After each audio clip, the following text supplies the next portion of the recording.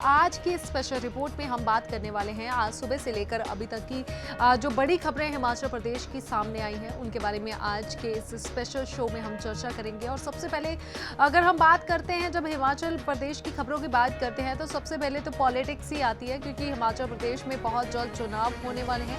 ऐसे में चाहे कांग्रेस की बात कर लें, चाहे हम बीजेपी की बात कर लें या फिर आम आदमी पार्टी की बात कर लें, हर पार्टी जो है वो पूरी कोशिशें कर रही है कि इस बार हिमाचल प्रदेश में उनकी सरकार जो है वो बन जाए। और अभी अगर हम बात करें आम आदमी पार्टी, तो खासकर बहुत सारे पैतरे खेलने भी उन्होंने शुरू कर दिए हैं। लगातार कोशिशें की जा रही है कि पंजाब के बाद अब हिमाचल की सत्ता भी उनके हाथ में आ जाए।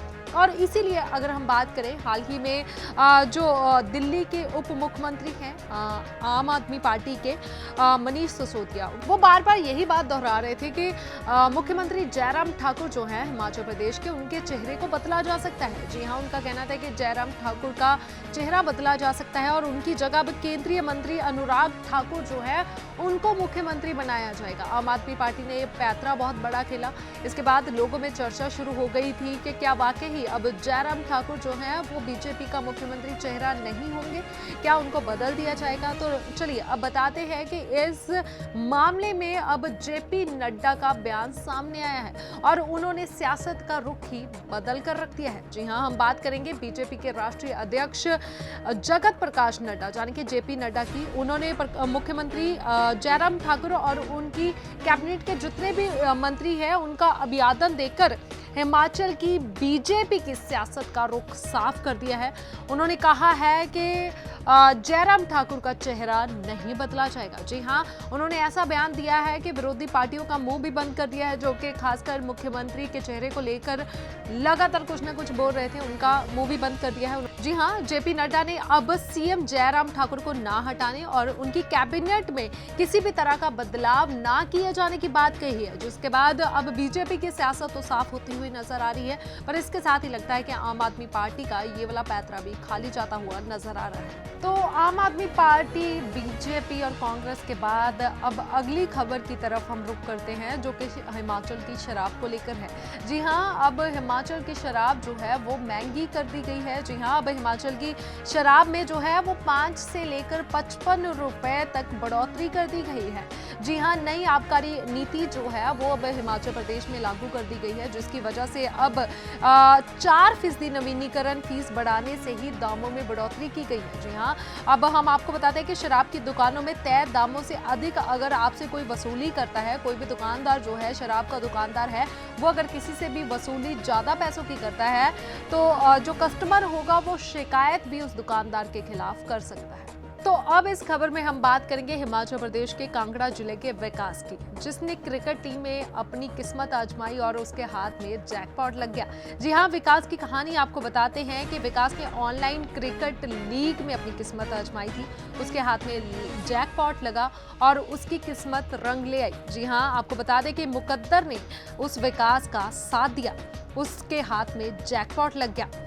बात है कांगड़ा के विकास खंड लंबागांव के तलवाड़ पंचायत के लाहड़ गांव के 23 वर्षीय विकास की। आपको बता दें कि विकास ने फैंटेसी क्रिकेट स्पोर्ट्स में अपना पहला रैंक हासिल किया, जिसमें उसने 1 करोड़ रुपए जीत लिए हैं। जी हाँ, विकास ने 1 करोड़ रुपए का इनाम जीता है। आपको बता दें कि विकास ने बताया कि उसने एक ऑनलाइन क्रिकेट ऐप पर 10 अप्रैल को अपनी टीम बनाई थी, जिसमें उसने पहला रैंक हासिल किया और 1 करोड़ रुपए का जैकपॉट उसके हाथ लग गया।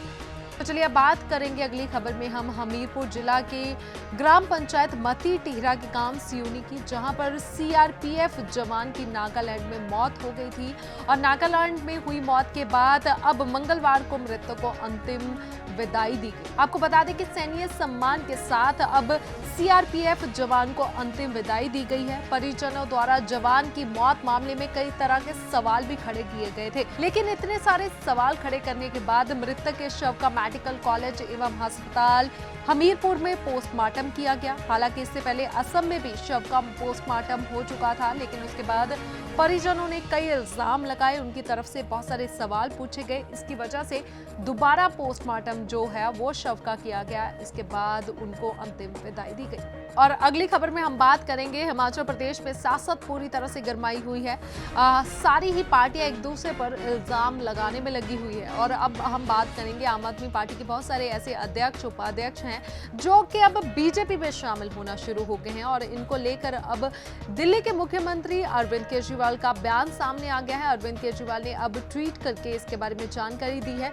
अरविंद केजरीवाल का कहना है कि बीजेपी जो है वो आम आदमी पार्टी के बढ़ते हुए कद को देखकर बुरी तरह से जो है वो घबरा चुकी है और इसीलिए वो लगातार कोशिशें करती है कि कैसे आम आदमी पार्टी को पीछे धकेला जा सके।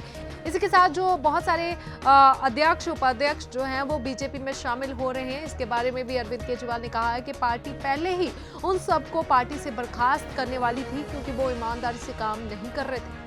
ये थी हिमाचल प्रदेश के साथ जुड़ी हुई आज की बड़ी खबरें। लेकिन हिमाचल के साथ जुड़ी हुई और भी खबरें जानने के लिए आपको जुड़े रहना होगा हिमाचल 24/7 के साथ, जिसमें कि आप 24 घंटे देख सकते हो हिमाचल प्रदेश के साथ जुड़ी हुई हर कोने की खबर। नमस्कार।